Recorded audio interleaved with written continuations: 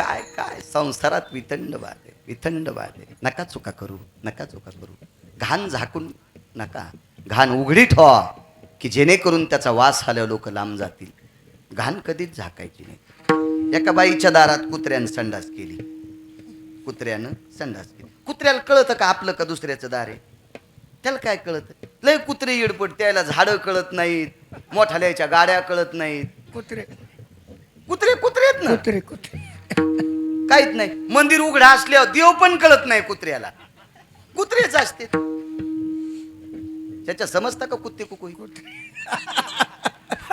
नाही समजता. कुत्ते कुत्ता कुत्ताच राहील. बोले क्या हो, गाडी पळाल्यावर माग पळण. आता याचा आणि गाडीचा काय दुश्मनपणा आहे का? गाडी ज्यानं तयार केली त्यानं याचं काय घर फोड होतं का? पण पळतच राहते कुत्रे. आमच्या गाडीच्या मागं कुत्रं लागलं आणि त्यानं धरली गाडी, बोचरं झालं.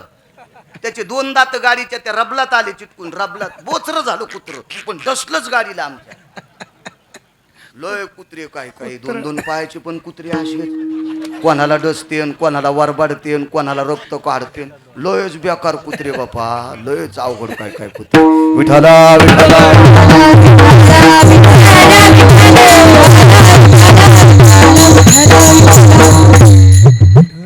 आता किती सुंदर पकवाद वाजवली, पण एखादं कुत्रे सम नाही जमली. आणि कोण म्हणते माहितीये का तुम्हाला? जैन चावणं गेल्यावर माळी घातल्यात ते. म्हणजे काल परवा दात पडल्यावर परमार्थात आलेत का हे काड्या घालीत. पहिल्यासारखे महाराज राहिलेत नाही काय. शेपटी आले का गध्या आताच्या महाराजायला? अरे तू आमच्या जवळून गेला तर ढवळ्या कोंबड्यावानी वास येतून तू आम्हाला शिकितू का नालाय का? विठाला विठाला.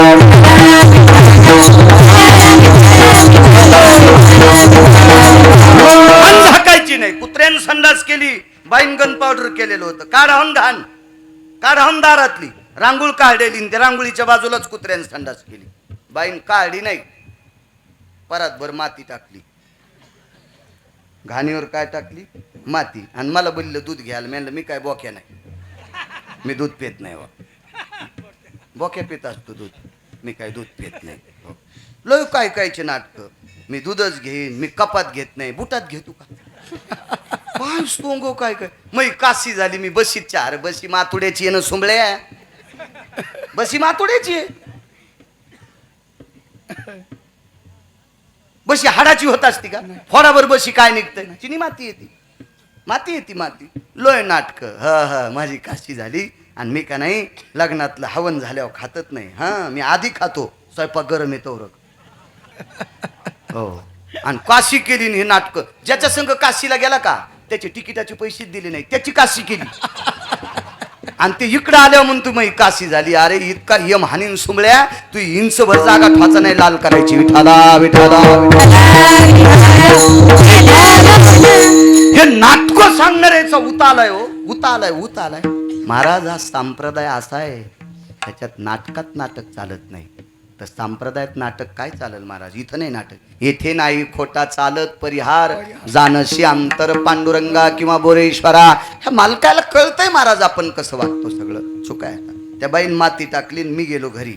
आता जाता जाता मला वाटलं माती, मला शेतीचा नाद आहे. मेदेलीन सरपंच त्याच्यावर पाय. आता पाय दिल्यावर नंतर कळालं बुवा अध्यक्ष मला गार लागले काहीतरी. मधात गेल्यावर कळालं माझ्या पायाला काहीतरी गार लागले. आणि बाईनं गालीच्या टाकला होता 22,000चा मला बसायला. मग माया का गोळ्या संपल्यात का ते गार लागलेलं धोत्राला पुसायला? मी त्याच गालीच्या पाय पुसले ना. 22,000चा गालीच्या खराब झाला. कोणामुळे झाला सांगा बरं तुम्ही? तिनं जर माती नसती झाकली तर मी कुत्र्याच्या घाणीवर पाय द्यायला असता का? म्हणून आपल्या पोरायच्या चुका म्हणजे घाण आहे, ही झाकू नका. त्याच्या बापाला उघड करून दाखवा. आपला मुलगा चुकलाय, तुम्ही घाणी झाकीता त्याचा बाप त्याला रागवण्याच्या करता त्याच्या घाणीवर तुम्ही त्याच्या चुकावर पडदा टाकता. आणि त्या चुका ते असाच करत राहते. आणि भविष्यात ते एके दिवशी तुमच्या अंगावर ट्रॅक्टर घालते. त्या टायमाला वेळ निघून गेलेली असती. विठाला विठाला.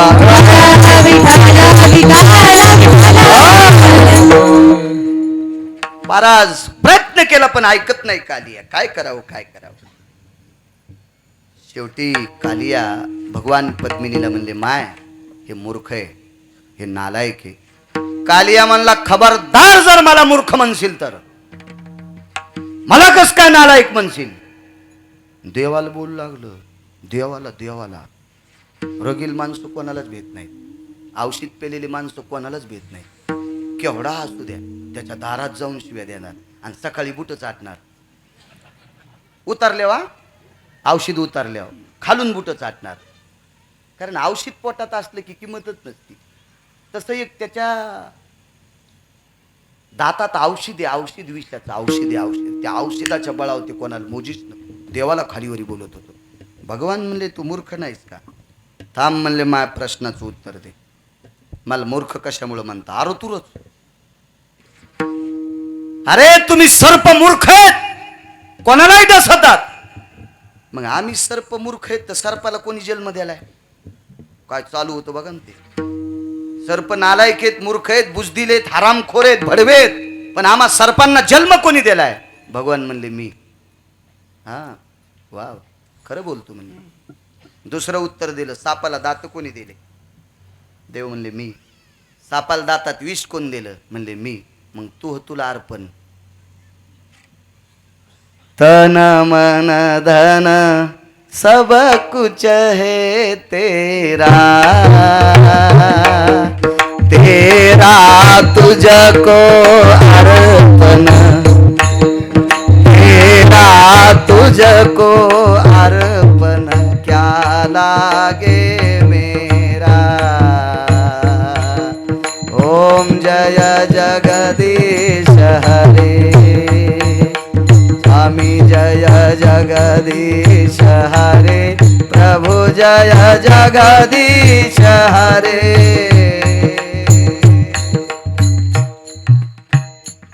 तन मन धन सब कुछ है तेरा. हे सगळं तुझं आहे. तेरा तुझको अर्पण, हे सगळं तुला अर्पण केले. क्या लागे मेरा. काय रे माझा देवा मला मूर्ख म्हणतोस तू? अरे कालिया, ए कालिया, तुझ्या विषानं गाई वासर मरतेत रे. गाय पवित्र आहे रे, गाय पवित्र आहे, गाय पवित्र आहे, पवित्र गाय. या गाईचं दूध या देशातल्या लेकरांना, ते कोण्याही जातीचं लेकरं असू द्या, कोण्याही जातीचं लेकरं असू द्या, कोण्याही जातीचं, आईचं दूध संपलं त्या लेकराला गाईचं दूध असते. अरे गाय पवित्र आहे, हिला मारतोस. ते म्हणलं प्रभू मी या डोहात कशा करता राहतो? समुद्र मला जास्त आवडतो, तिथं मला मासे खाण्यासाठी भेटतात, पण समुद्रात मला तुमचं वाहन जगू देत नाही. गरुड.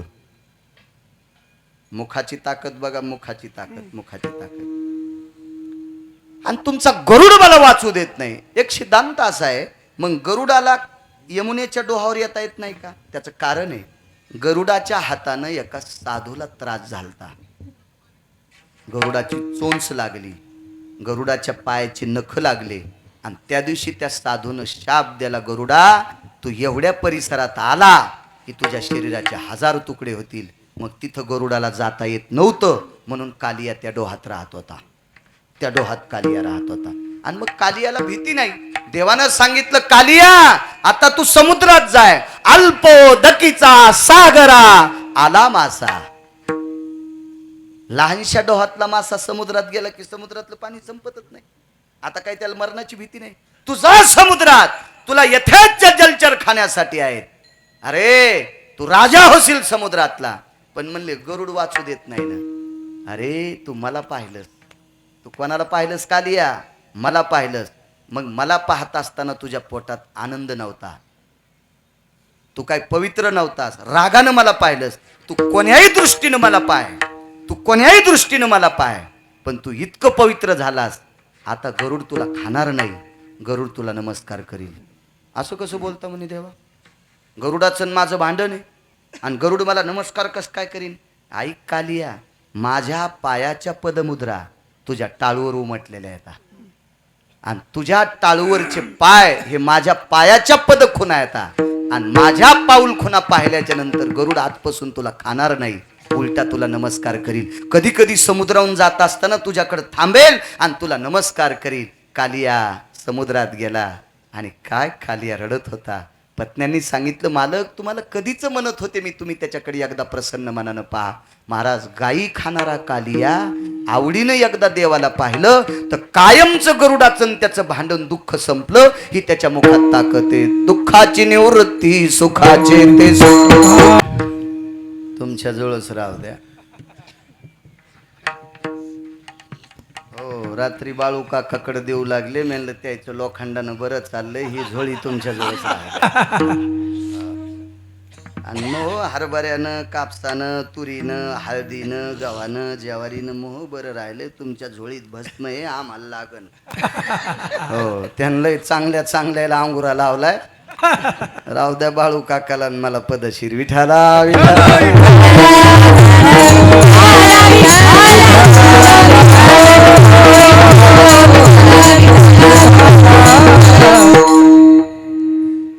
त्या झोळीवर तुमचा स्वतंत्र पगडा राहू द्या की हे संस्थान तुम्हाला मोठं करायचंय हा भाव तुमच्या अंतःकरणात राहू द्या.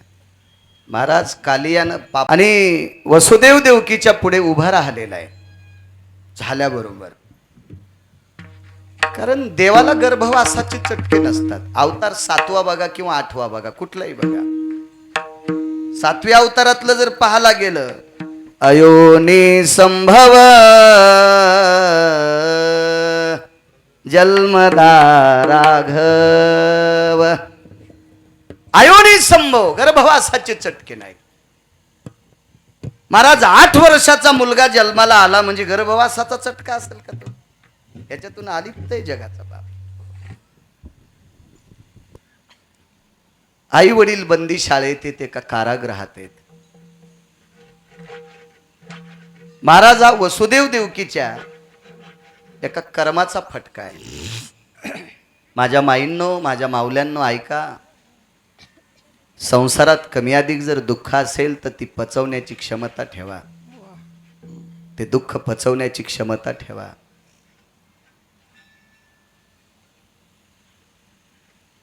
चारठणला मी शाळेत जात होतो.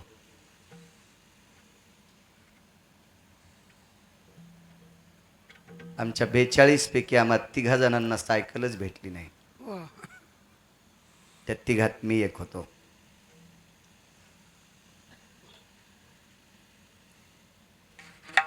एखाद्या वेळेस शिकाव म्हटलं सायकल पण पुढच्याने कधी खेळू दिली नाही. आठवतंय. चला आज देवानं किती मोठं केलं असेल भाग सोडून द्या. पण प्रत्येक मुलाकडे सायकल ठेवण्यासाठी जागा होती. सायकल ठेवण्यासाठी सुधीरबुवा जागा होती. जागा म्हणजे पार्किंगसाठी व्यवस्था होती. फारशी काही अशी सगळ्यांची घरं मोठाली नव्हती. काही गरीब होती. काहींना माझ्या इतकी जमीन नव्हती. इतकी गरीब होती. पण झोपड्याची पडवी होती. त्या पडवीत ती सायकल लावायची. म्हणजे सायकल लावण्यासाठी सुद्धा पार्किंग होती सर. पण पार्किंग होती. पार्किंग किती किमतीची असेल सरची सायकल त्या काळात? 2-250 रुपयाची. अध्यक्ष 2-250 रुपयाची सायकल. किडनीची किंमत करता येते का तुम्हाला? आणि जरी करता आली काका ती मिळाली पाहिजे ना. कोणाची बहीण देईल, कोणाची बायको देईल, कोणाची आई देईल, कोणाचे बाबा देतील, कोणाचा मुलगा देईल, पण ती झाली पाहिजे ना मॅच. तुमच्या आमच्या हातात आहे का?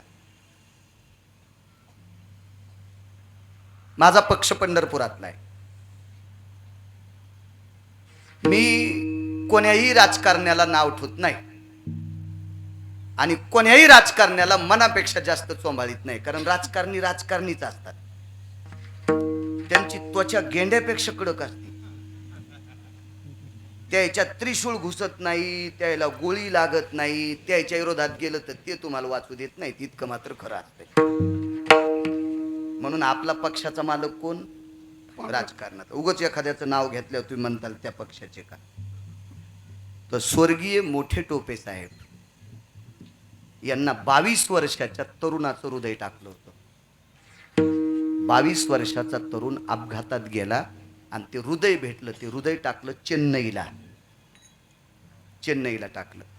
एअर ॲम्ब्युलन्सनं नेलं स्वर्गीय अंकुशरावजी टोपे यांना. पण डॉक्टरनं सांगितलं 9वा दिवस पाहिल्याच्या नंतर हे हृदय सक्सेस झालं. पण त्याच्या आदल्या दिवशी 4 तासानं स्वर्गीय टोपे साहेबांची प्राणज्योत मालवली. भेटू शकतं का हृदय? काय कमी असेल त्यांच्याकडे? सायकल केवढ्याची आहे? 200 रुपये. 200 रुपयाची त्या काळात. आज माझा जन्म 83चा. माझ्या लहानपणची सायकल फक्त 200 रुपयाची, 200 रुपयाची. पण ती सायकल ठेवण्यासाठी सुद्धा पार्किंग होती. मग या शरीरातल्या एका एका पार्टाची किंमत किती असेल? तर हे सुखरूप ठेवण्यासाठी याच्या रागाला पार्किंग करा. हे रागानं संपतं बरं का. रागानं बऱ्यापैकी लोक आत्महत्या करतात, औषध पेतात, गळफास घेतात, पेटून घेतात, विहिरी बारवं पाहतात. तर माझ्या माईंनो त्याला पार्किंग करा, पार्किंग. काही वेळापुरता राग आवरा. आवरत नसेल तर राग आल्यावर याच्या पिंडीपाशी येऊन रडा. या बोरेश्वराच्या दरबारात त्याच्या जवळ रडा. एक ना एक दिवस तुमच्या रागावर तो मात करील आणि तुमचं कल्याण करील. हरामखोरांपाशी रडत जाऊ नका, नालायकापाशी रडत जाऊ नका. तुम्हाला एक सांगू का, दुःख एक तर देवाला सांगा, नाही तर संतांना सांगा. माणसाला सांगूच नका, सांगूच नका दुःख माणसाला. भरोसाच नाही यांचा. हे कव्हा पुढच्याला जाऊन 6 नळ्यानं पेरतेन म्हणून. महाराज तुम्हाला आणि मला जिवंत किती दिवस ठेवायचे, कोण्या दिवशी मळ्यात नेऊन फुकायचं ज्याच्या हातात आहे त्याला जगाचा पाप म्हणतात. आणि ह्या जगाचा पाप ज्याच्या पोटी आला त्यांच्या मायबापाला बंदीशाळेत राहावं लागले. तुम्ही मी कोण्या बेश्रमाचा पाला आहे? आपली काय परिस्थिती, काय लायकी आहे आपली, काय अधिकार आहे आपला? कर्मानुसार प्रत्येक जण दुःख भोगत असतो. ज्याच्या त्याच्या प्रारब्धानुसार जे काय मागचं कर्म असेल त्यानुसार होत असतं. कधी कधी काही माणसं तिळा इतकी सुद्धा चूक करीत नाहीत, पण त्यांचं चांगलं होत नाही का? मागचं गठुड आहे तो या भावा सापडला. एका तिळा इतकी काही काही माणसाचं जीवन बघितल्यावर खरंच डोळ्यात पाणी येतं, खरंच डोळ्यात पाणी येतंय. भागवत बुवा त्याने काहीच चूक केली नाही हो, पण देव असं यांचं का करत असेल? तर त्यांचं मागचं कर्म खोटं होतं. आज ते चांगलं वागतेत, पण मागचं गठुड जोपर्यंत संपत नाही का तोपर्यंत नाही. एक सांगू का तुम्हाला, एक जणाचा बाप मेला आणि बँकेवाले माणसं घरी आले. म्हातारं मेलं ते. 7-8 वर्षाला बँकेवाले घरी आले. बँकेवाले घरी आल्यावर त्या पोराला जरसा घामच आला. काय साहेब काय काय काय नाही म्हणले, आम्हाला चहा प्यायचा. ते म्हणले हे बेटे चहा पिऊन काहीतरी कर्जाचं सांगतील व आमच्या म्हाताऱ्यान मरायच्या आधी काही पाईपलाईनचं काही कार्ड होतं का काय माहिती. पण त्याला माहित होतं म्हातारं मंदिरातली लाईट घरात लाईत होतं. एकदाच लाईट चमकायचा, एकदाच. दुसऱ्या दिवशी म्हाताऱ्याच्या घरी लाईट चमकायचा आणि शाट झालेला मंदिरात आणून लावायचं. इतकं म्हातारं चालू होतं. सून म्हणली मामाचं कर्ज नसेल. मामा आपले मला माहित येत ना, याला नव्हतं माहित पण सुनाला चट माहित होतं. म्हातारी विजिती होती. म्हातारी म्हणली बाब्या म्हाताऱ्याच्या नावानं रुपया कर्ज नसेल बाब्या, तुला काय सांगायचं, पुढची चौकातली फरची आहे का मारुतीची करतानाच केलती. हो म्हातारं रातच्या 2-2 फरच्या डोसक्यावर आणायचं बापा. आणि जशी मारुतीची टाकली तशीच चौकात तशाच रंगाची आणली होती. कोणाची ताकद पण नव्हती आणली म्हणून. तर म्हाताऱ्याकडे कर्ज कशाचं आलं. आणि खरंच म्हाताऱ्याचे 19 लाख रुपये बँकेत एफडी होते. म्हातारं मेल्यावर 14 वर्षाला बँकेवाले आले आणि हे तुमचा याजा सगट 19 लाख मुद्दल येतं, इतकं इतकं याज तुम्हाला जेव्हा उचलायचे तो हा उचला. पोरग इतकं नाचलं की टाळूनच खांब फुटला वरचा. इतकी उडी हाणली की त्याची टाळू खांडायला लागली. म्हणजे 19 लाख आणि याजा सगट. तर याच्या बापापेक्षा त्याचा चुलता अजून चिकट होता. याच्यानंतर बँकेचे अधिकारी त्याचे इथे गेले तर ते म्हणला आपल्या बाबानं तर नक्की 19 इतके बँकेत एफडी केलेले असते. पण त्याला पोरी होत्या 9. त्याला पोरी होत्या 9. ते लग्न करता करताच गळून गेलं. असं बरं फिगाव्यानीच घरलं बिचारा. त्याच्यात मागचे 3 लग्न एकादशीच्या दिवशीच केले, चपात्या लागत नाहीत म्हणून. असं भारी होतं ते.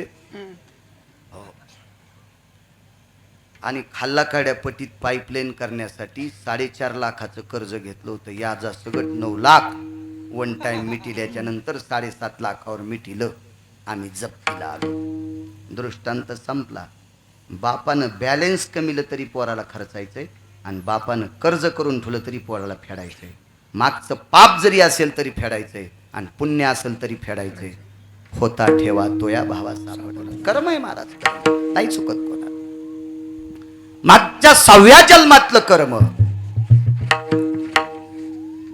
कारण देव जरी मुलगा झाला असेल तर इथं ठेवायचा नाही. कोणाच्या घराला घेऊन जा म्हणले? नंदाच्या घराला, नंदाच्या घराला माझा देही गोकुळाला,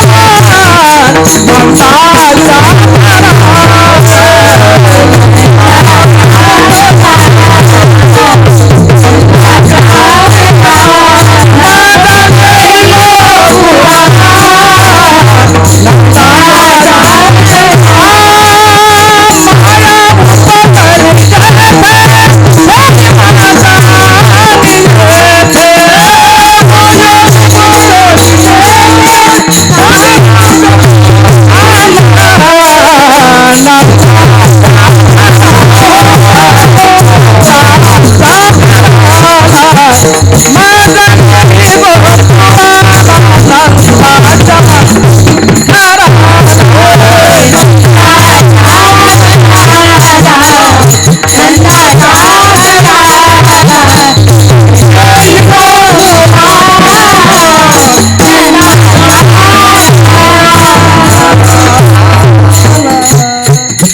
गोकुळाला घेऊन जा.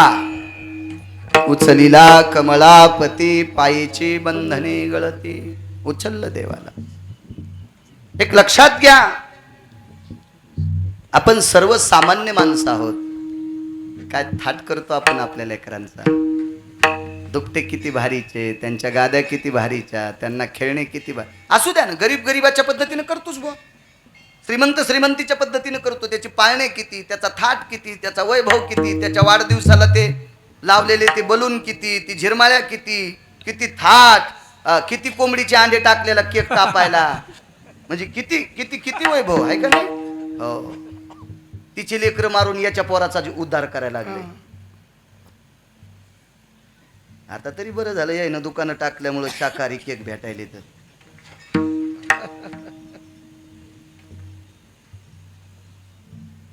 नका करू चुकीच्या. तेव्हा मी सरळ बोलणारा माणूस आहे. तुम्ही दुसऱ्या जातीच्या लोकांना शिव्या देण्यापेक्षा तुमच्यातले हरामखोर दुरुस्त करा.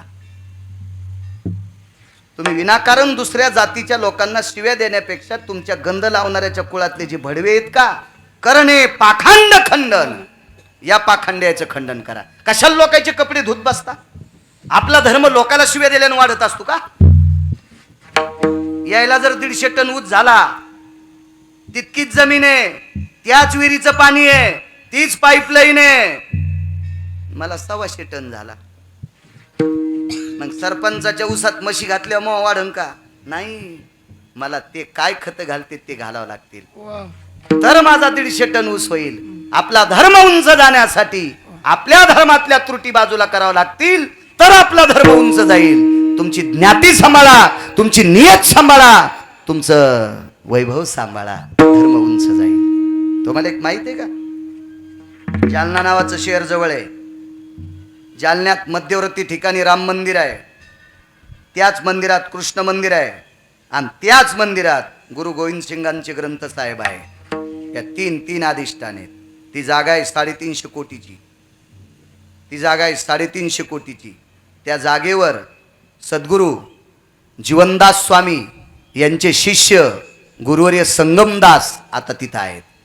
संभाजीनगरला मठ आहे, तिथे पुरंदास पाल्ला, आणि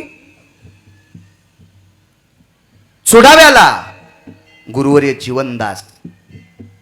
मी काल बोलून गेलो. तिकडच्या कोपऱ्यात आत्मानंद गिरीबाबांची झोळी, नांदेडच्या कोपऱ्यात जीवनदास बाबांची झोळी, आणि तुमच्या ह्या कोपऱ्यात हरिओम बाबाची झोळी. महाराज, दुसऱ्याला शिव्या दिल्यानं आपण मोठं होत नसतो. तर स्वातंत्र्यापूर्वी ती जागा होती एका मुसलमानाची. काजी होता तो, श्रीमंत, अब्जाधी श्रीमंत. आपली संत किती मोठे आहेत बघा. जरा सुधरा. एक एक दोन दोन 12-12 वाजता बापानं माईनं लोकांच्या रोजदारी कमवून आणलेल्या पैशाच्या फटाक्या वाजतात. लाजा वाटायला पाहिजे, लाजा. त्या माईनं किती लोकांचा ऊस खुरपिलाय, लोकांचे कापसं येचलेत, लोकांच्या सोयाबीनी कापल्यात, लोकांच्या तुरी कापल्यात. एका एका तिच्या अंगाच्या रोमातून किती घामाचे थेंब बाहेर पडले असतील. कधी तिच्या कपाळाचा घाम पहा, त्या बापाच्या अंगावरच्या धोत्राच्या गाठी बघा. लाज वाटली पाहिजे. सफरचंद कंपनीचा मोबाईल खिशात घालून फिरायला छाती फुटून जाईन ना. आलाय का तुई? भारीच्या कंपनीचा मोबाईल घेऊन फिरतू. 1-1 कोटीचा घ्या, आपल्या ताकदीवर घ्या. महाराज मायबापाच्या संपत्तीवर कधीच रेघा वाढायच्या नाही. दुःख वाटतंय त्यांना, दुःख वाटतंय. ते शाप जरी देत नसतील, ते त्यांचं हृदय शाप देतंय. बंदा संसार जळून जातोय. 3.5 एकरची 27 एकर जमीन केली म्हाताऱ्यानं. आणि बायकोच्या फॅरन लवलीसाठी 7 एकर इकली पोट्यानं. म्हणजे तिच्या टामणटिक्या करता. हप्त्याला तिला मेकअप, त्या भावळ्या कापायला, वस्तारा, झिपऱ्या कापायला, तिचे तरातराचं लावायला. मेडिकल मध्ये कमी शिशा, इतक्या तिच्या बाथरूम मध्ये शिशा. आंघोळीच्या आधी 20 बाऱ्या लावायच्या, आंघोळ झाल्यावर 30 बाऱ्या लावायच्या, उन्हात जाताना 15 बाऱ्या लावायच्या. याच्यातच 7 एकर इकली. बापानं पडल्या पडल्या सांगितलं, अरे 72च्या दुष्काळात मी मिलू खाल्ल्या रे, सोमवार मी आंबाड्या सोडल्या रे, आंबाड्या मीठ लावून भाजल्या. जीनच्या पॅन्टीवाल्याला आंबाड्या काय कळतात तुम्हाला? आंबाड्या होत. कधी कधी आपल्या आज्या पंजाच्या छातीला कान लावा, त्यानं काय काय गरिब्या काढ्यात लक्षात घ्या त्यांचं, मग तुमच्या लक्षात येईल आपण कसं जगावं. चला, स्वातंत्र्यापुढे अब्जाधीश मुसलमान त्याच्या त्या जागेच्या झाडात एक साधू बसले. त्यांचं नाव आहे जशवंतदासजी. आणि जशवंतदासजीचा पुरुषार्थ इतका मोठा होता. सोन्याच्या झारीत पाणी आणलं, झारीला हात लावल्याबरोबर झारी खापराची झाली. आणि त्या काजीनं सांगितलं सेवकाला, कोई तो सनातनी महात्मा अपनी जगो पे बैठे वाला है, भोजन की व्यवस्था करो. आणि त्यानं जेवायला सांगितल्याबरोबर बाईक त्या काजीच्या पत्नीला सांगितलं, तिनं डब्बा भरून द्यायला मांसाचा. आता तिला काय माहित होतं महाराज जेवायला आलाय म्हणून? तिनं मांस दिलं. रख बोले महाराज के पास. पण त्या सेवकानं सांगितलं, या महाराजानं सोन्याची माती केली आणि मी जर डबा पुढे ठेवला तर मग बुका करून टाकीन बाबा. आपले रखनी बोले. काजी म्हणला, नोकरीहून काढून टाकीन, आता सोडून दिलं तरी हरकत नाही, पण मी काय या महाराजा पुढे डबा टेकीन. क्या इसमें? मुझे नहीं पता बोले, हमें पता नहीं क्या है. पण काजीने लक्षात घेतलं, आपण काही या साधूचा विरोध करीत नाही, आपण काही या साधूला वाईट म्हणत नाहीत. पाणी आणून दिलंय, जागा दिली आणि आता जेवायला देतो. आता घरच्यानं काय दिलं त्या काजीला तरी थोडं माहित होतं. त्या काजीनं तो डब्बा पुढे टेकला आणि सांगितलं, महात्माजी जो है खा लो. तर महाराजांनी सांगितलं, आप खोल दो. नाही बोले, आप ही खोलो. साधूनं सांगितलं, प्रसाद तुम्ही आणलाय ना, मग उघडा तुम्ही करा.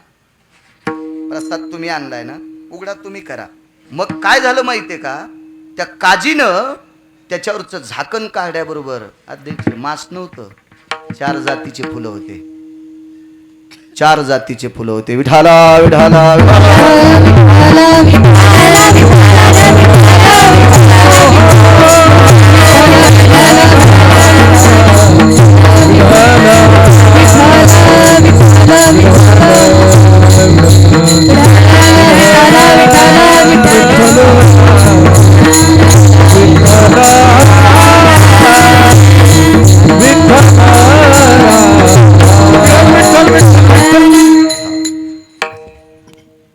मागच्या वर्षी संध्याकाळच्या कीर्तनाला आलते.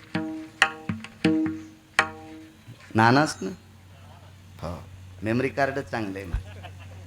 हे लय जीबीचं आहे म्हणून तर कमी जीबीचा मोबाईल वापरीत. हो, हे 16,000 जीबीचं कार्ड आहे. याचं त्याच्यामुळे लहानचं घ्यायला काय, माझ्याकडे लय मोठे पैसे. हळदी इकल्यावर टेम्पो भर मोबाईल घेता येतील. पण आता म्हातारपणी कशाला गाऊन घालू? आता लोक लुगडं घातलं आणि कशाला म्हातारपणी चव घालायची गाऊन घालून. विठाला विठाला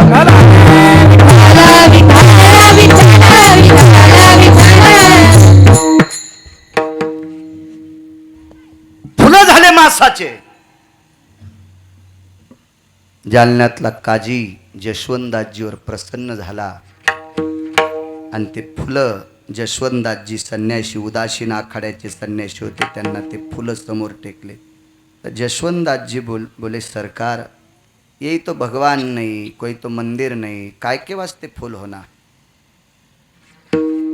मंदिर नहीं है, कोई भगवान की मूर्ति नहीं है, क्या करना है फूल के? ठीक, आपको मंदिर बनवाना है जी, मैं जगो देता बोले, तुम्हाला जेवढी पाहिजे तेवढी जागा घ्या. नाना स्वातंत्र्यापूर्वी जालन्यातल्या मध्यवर्ती ठिकाणी तिथं 1 मिनिटभर जर मोटरसायकल उभी केली तर मागं 100 गाड्याची रांग लागती, इतकी मध्यवर्ती ठिकाण जालन्यात. मुद्दाम दर्शन घेऊन या एके दिवशी तिथं. आणि मग जशवंतदासजीनं हातातला दंडा असा फिरीला, रेग पडली आणि रेघेच्या मधली जितकी जागा आहे तितकी काजीनं राम मंदिर, कृष्ण मंदिर आणि गुरु गोविंद सिंगांचं ग्रंथ साहिब मंदिर याच्यासाठी स्वातंत्र्यापूर्वी आजची जागा आहे 350 कोटीची. आजची जागा 350 कोटीची. तुम्ही परिसरातले जाऊन या ना, बाळ्या खरं बोलतोय का खोटं बोलतोय बघून या बघून तिथं काय. आणि 8 तास ग्रंथ वाचन असतं तिथं, 8 तास ग्रंथ वाचन. बसा बसा बसा बाबा, आपण करू, मी पण करतो नानांचा सत्कार. बसा तुम्ही बसा. ही वरमाईच अशी आहे, दमत निघत नाही वरमाईला. विठाला विठाला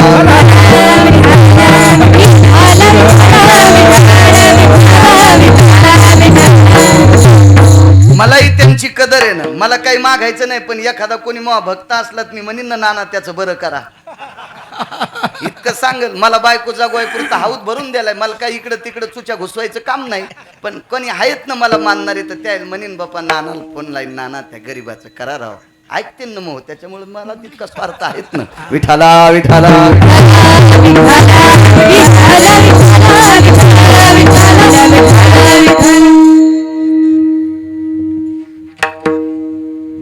आपली सनातनी लोक किती आहेत माहिती आहे?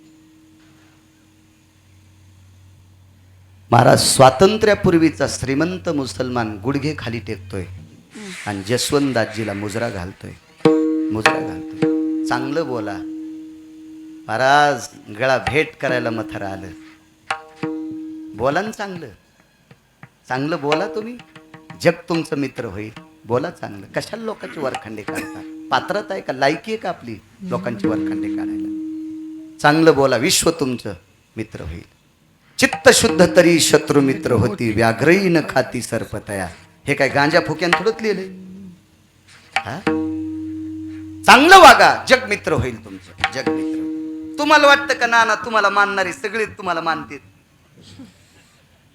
तुम्ही एका दिवशी काच खाली करू नका बरं. एखाद्याला पाहिल्यावर पाहत्याचे लाऊडस्पीकर बिना लाईनचे चलत येत, बिना लाईनचेच, ते बी पाऱ्यात जिल्ह्याच्या बाहेर आवाज जातो त्याचा, दिल्ली ते गल्ली एका शाकंदात. काय नसते, आग्या मावळाच्या माश्या आता. ज्यानं धुपन आणलं का त्याला कांदा काढू द्या त्यात, आणि गण लावून चाललं का त्याला फुगूस तर डसा त्यात. विठाला विठाला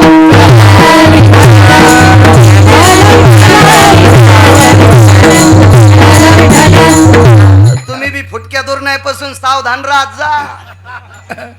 फुटके दुर्न जेवायच्या कामाचे नाही. वरण आलं चपाती येऊस तर गळून गेलं दुसऱ्याचं धोतर भर, आणि खाल्ली कुत्र्यावानी चपाती तोडून बिना वरणाची. फुटके दुर्न लगेच फेकून देत जा. विठाला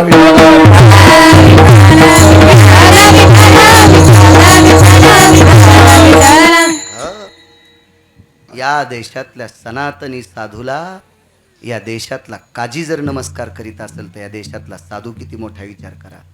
आज 350 कोटीची जागा आहे ती. महाराज ती पावर आपल्या धर्म सांभाळणाऱ्यानं करा. पण काय झालंय, धर्म सांभाळणाऱ्याला इतकी गंडला आलीत, मग ह्यामुळं धर्म चाललाय. अरे सुंबळ्या, तू ह्या बापान सुरू केला का धर्म? तू ह्यामुळं चालायला, तुला बायको कदरलीन, तुला कुठं धर्म चालिता येत असतोय?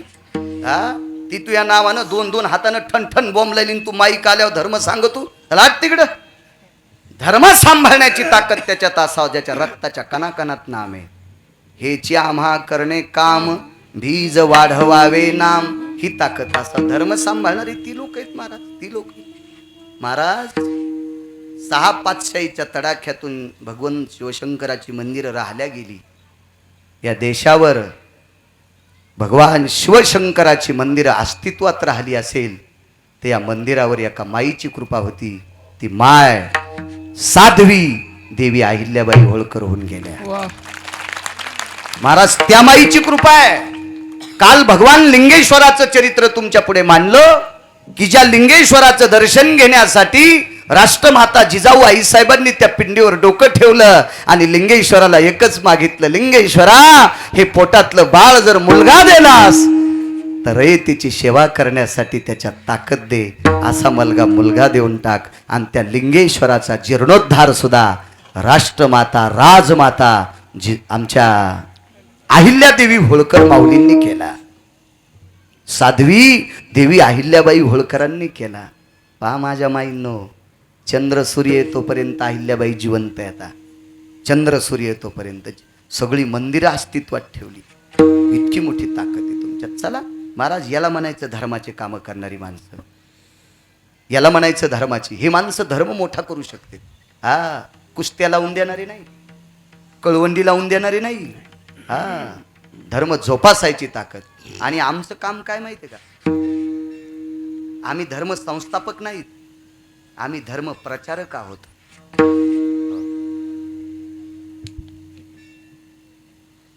धर्मरक्षक पण नाही. धर्मरक्षक जर महाराज असेल तर बंदूक आहे का महाराजाजवळ? तुम्ही पाहिली का एखाद्या महाराजाजवळ तलवार बारच्या? नाही. मग आम्ही धर्म प्रचारक आहोत नाना. आम्ही फक्त बोरेश्वराचं नाव, पंढरपुरातल्या मालकाचं नाव, नाथबाबांचं नाव, सावताबाबांचं नाव, शेना महाराजांचं नाव, गोरोबा काकांचं नाव, ज्ञानोबाराय तुकोबारायचं नाव, भगवान गणेशाचं नाव, माता जगदंबेचं नाव, भगवान शिवाचं नाव, या नावाचा प्रचार करणारी आम्ही. जसे पुढाऱ्याचे प्रचारक असतात का कार्यकर्ते, तसे आम्ही देवाईचे कार्यकर्ते आहेत, भजन करणारे. आम्ही हे गणला अंगाला लावूनच घ्यायचे नाही. विठाला विठाला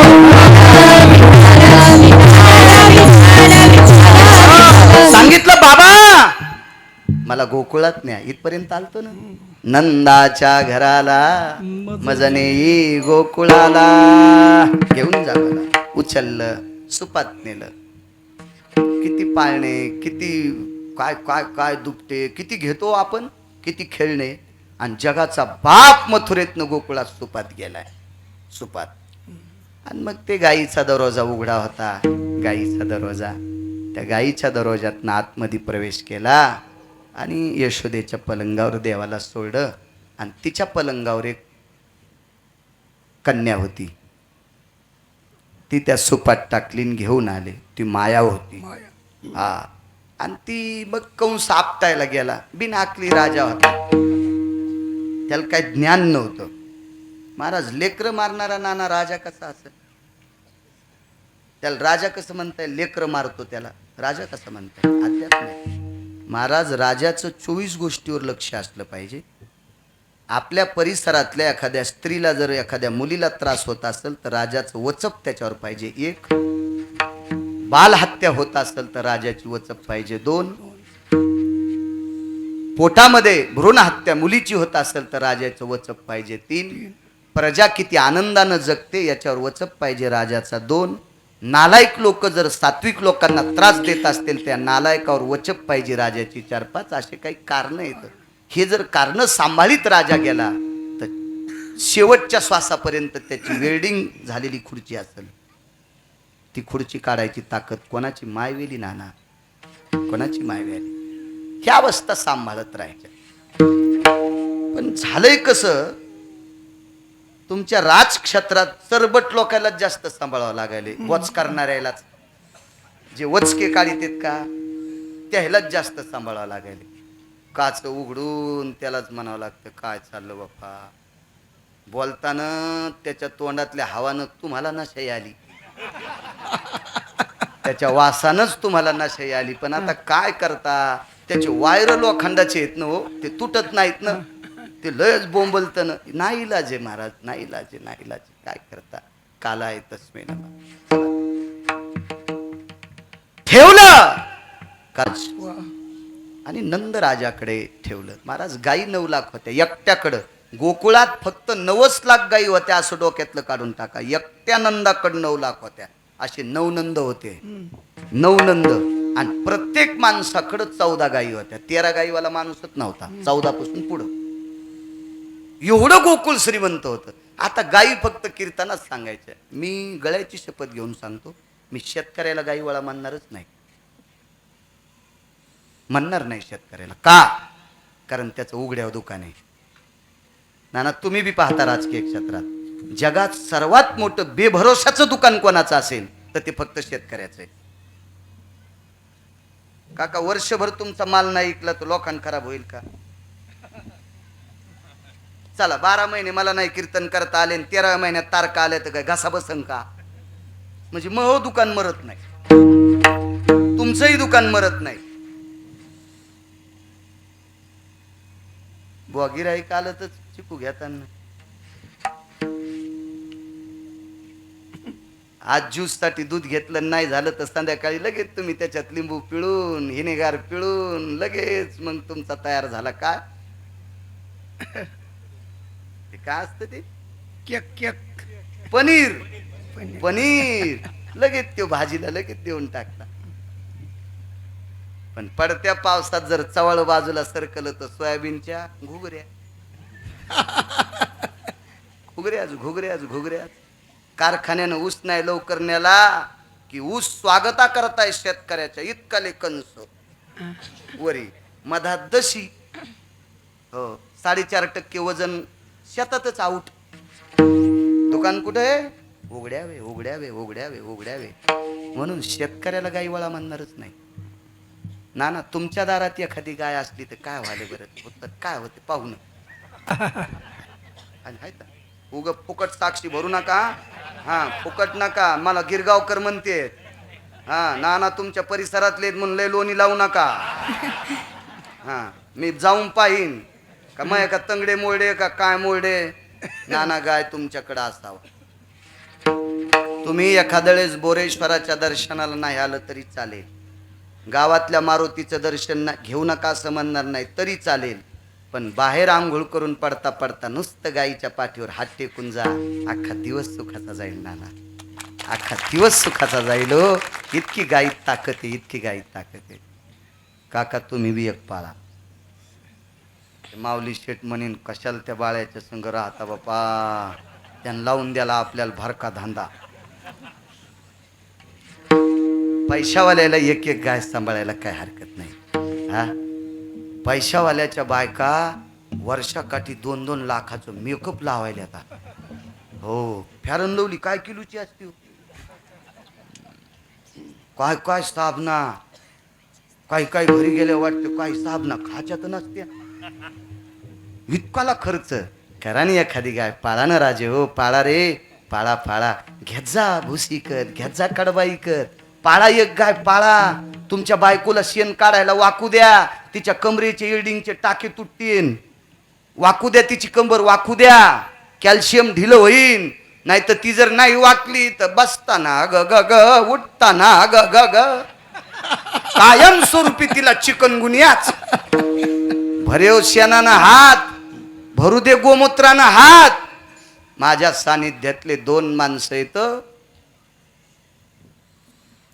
5% कॅन्सर मेडिकलच्या दरम्यान 5% अंमलात डॉक्टरनं सांगितलं 5%वर गेलाय. 3ऱ्या दिवसापासून गाईचं गोमूत्र प्यायला सुरुवात केली. 7व्या महिन्यात कॅन्सर 0. मी सांगतो म्हणून करू नका, उगच गोळ्या बंद करतात. मी काय असा भाकडवादी माणूस नाही. मी डॉक्टरला नाव ठेवून इकडं काही बी करा म्हणणारा माणूस नाही. पण गाय इतकी पवित्र, इतकी पवित्र, इतकी पवित्र. आमच्यासोबत नर्मदा परिक्रमा करणाऱ्या एका माणसाला कॅन्सर झाला, दमून गेला. 9 एकर जमीन इकली नाना आणि शेवटी तिकडं आला. त्याच्या 1.5 वर्षात कॅन्सर 0 झाला. पण घरच्याला सांगितलं नर्मदा मैयाच्या कृपेनं कॅन्सर दुरुस्त झालाय, भेटायला याचं तर इकडंच येत जा. आता मरुस तर तिच्याच काठावर राहीन. नाही वापस आला. आज 7 वर्ष झालं ते माणूस तिकडंच फेऱ्या करायला. काय ताकद आहे त्या पाण्यामध्ये.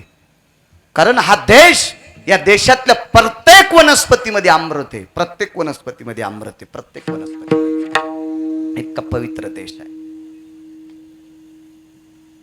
भगवंताला तिथं ठेवलं. 9 लाख गायी होत्या. असू द्या एकमेकाकडे गाय. एक सांगू का, तुम्ही देवगडला जा. देवगड सद्गुरू समाधीधन किशनगिरी बाबांची गुरुवर्यांची तिथं समाधी आहे. आणि तिथं गुरुवर्य सद्गुरू प्रातस्मरणीय पूजनीय सद्गुरू भास्करगिरी बाबा आता तिथं आहेत. पण एवढं बांधकाम असताना सुद्धा प्रत्येक महालाच्या पुढं एक चौकट केली आणि ती चौकट तितकी मात्र चौकोनी जागा शेणानं सारवतात.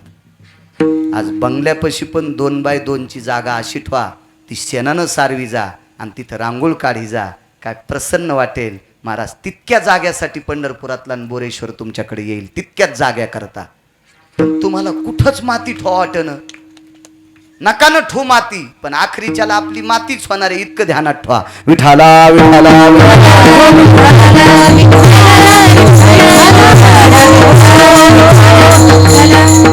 9 लाख गायी होत्या. असा गायीचं पालन करणारा राजा त्या राजाच्या घरी देवाला ठेवलं आणि माया घेऊन निघून गेले. मूर्ख राजा होता कंस. कंस कोणाला म्हणायचं माहितीये का? ज्याला दुसऱ्याचं सहन होत नाही त्याचं नाव कंस. कंसाला कधीच सहन होत नव्हतं दुसऱ्याचं, त्याचं नाव कंस. दुसऱ्यांची श्रीमंती सहन होत नाही त्याला म्हणायचं रावण. रावण हा अतृप्त आत्मा होता. रावण कसा आत्मा आहे? अतृप्त आत्मा आहे. रावणासारखं सोनं कोणाकडंच नव्हतं, पण झोपड्यात राहणारा पण त्याला आवडत नव्हता. अतृप्त आत्मा रावण, अतृप्त आत्मा. आणि कंस परद्वेषी आहे. कंसाला सहन होत नव्हतं. कंसाच्या बायका सुद्धा नालायक होत्या. एकीचं नाव आस्ती आणि एकीचं नाव प्राप्ती. एक सांगू का नाना, नालायक नवऱ्याला जर बायको चांगली भेटली तर एके दिवशी तो नीट होतोय. पण चांगल्या नवऱ्याला जर बायको खराब भेटली तर तो खराब होतोय. इतकं मात्र लक्षात ठेवा. पण नालायक नवऱ्याला जर बायको चांगली भेटली तर त्याला नीट करायची ताकद तुमच्यात आहे. पण तुम्ही पाया पड जाण माझ्या माईनो, पड जाण पाया, पड जाणं. एक बाई म्हणली, काय सांगावं महाराज, त्या चांडाळानं घराचा सत्यानाश केलाय, त्याच्या काय पाया पडू. मग कशी करती? मी जीव देणारे. नको देऊ. त्या नालायकानं जरी नालायकपणा केला तर तू जीव देऊ नकोस.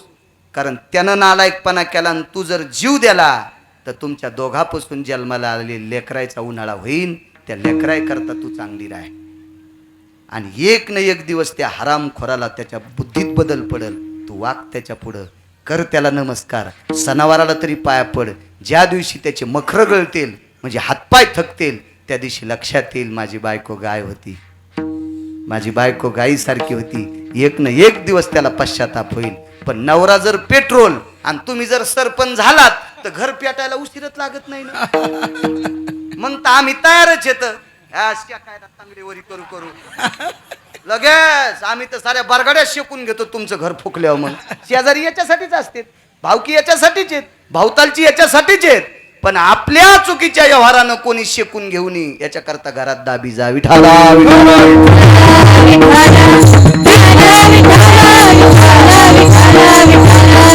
काय पवित्र महाराज नंदराजा. कंसानं आपटून मारली, हातातली निसटली. कशी मरल ती? आपटली, निसटली हातातली. अरे तुला मारणारा माझ्या अगोदर तिकडे जन्म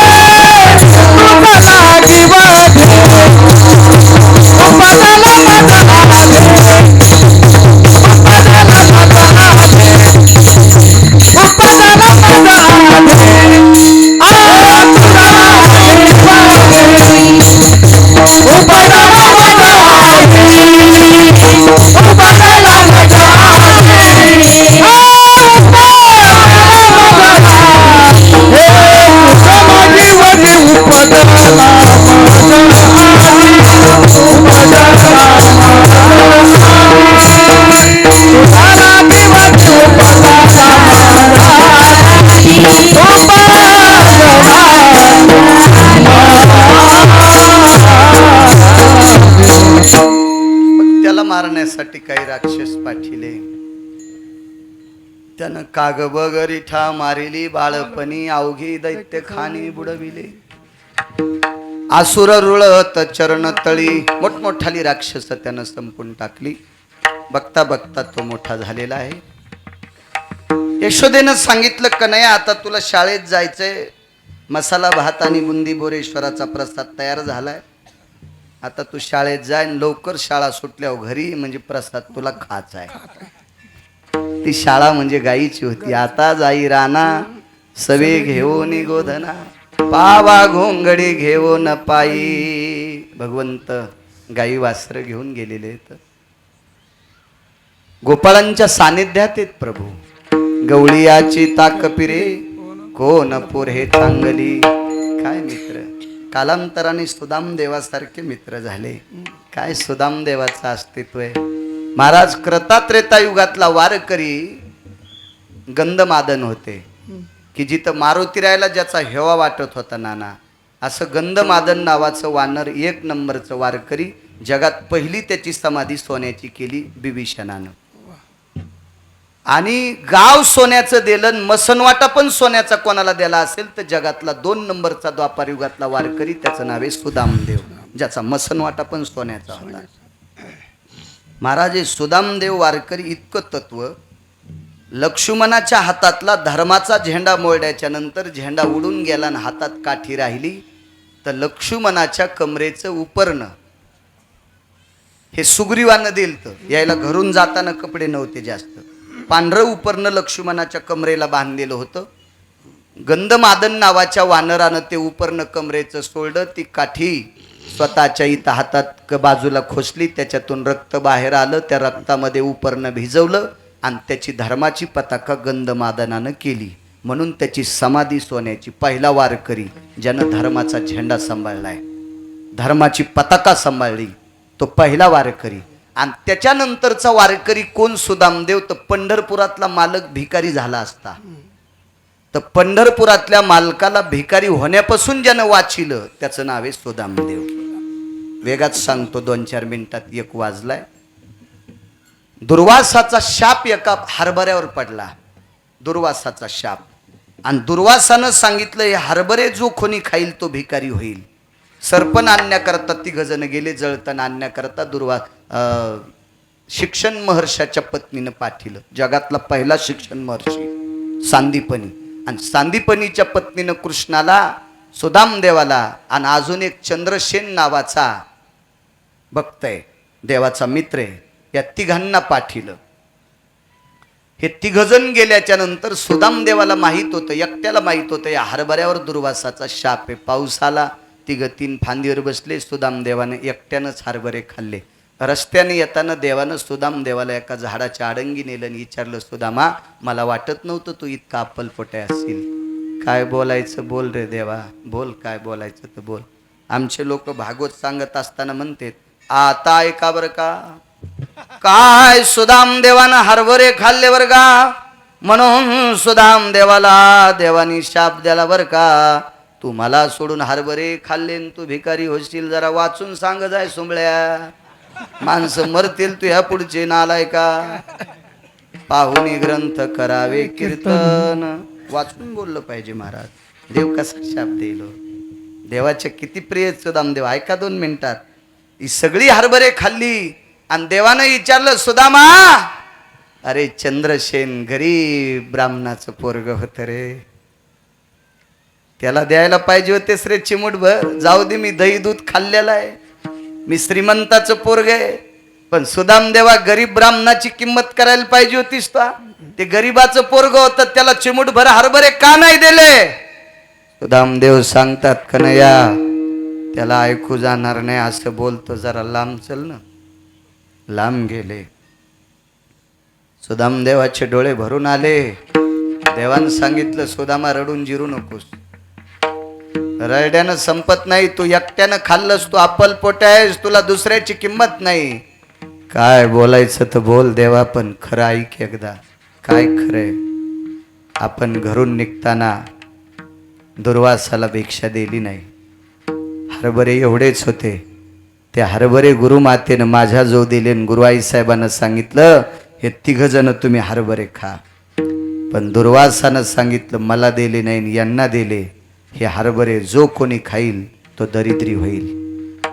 देवा, तू तर मला किती आवडतोस नाही सांगता येणार रे, पण त्या गरीब ब्राह्मणाचं पोरग सुद्धा भिकारी होऊ नये याच्याकरता मी त्याला हरभरे दिले नाही. आणि देवा, मी जन्मोजन्मी भिकारी झालो तरी चालेल, पण माझा कृष्ण भिकारी होता कामा नये याच्याकरता मी हरभरे खाऊन टाकले. जगाचा बाप रडत होता, जगाचा बाप रडत होता.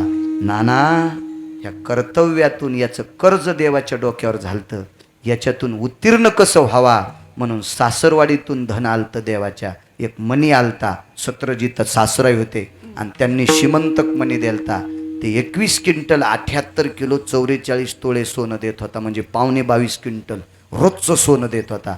ह्या सोन्यानं काशीत जीर्णोद्धार केला, अक्रूर घाट बांधला, जसं बोरेश्वराचं मंदिर तिथं अक्रूरेश्वराचं लिंग स्थापन केलं आणि तिथं अन्नसत्र केलं, धन शुद्ध केलं सासरवाडीतलं आणि पुन्हा सुदामदेवाचं गाव सोन्याचं बांधलं. हे सुदामदेव सुद्धा बालपणी मित्र सगळे गोपाळ एकत्रित केले, शिदुऱ्या सोडल्या. व्याधी निरशन विशारतायाम प्रसादेरस्तुम कवलम कवल. गोपाल कृष्ण भगवान की जय. विठोबा ज्ञानेश्वर माऊली ज्ञानराज महाराज ज्ञानेश्वर माऊली विठ्ठल जय जय.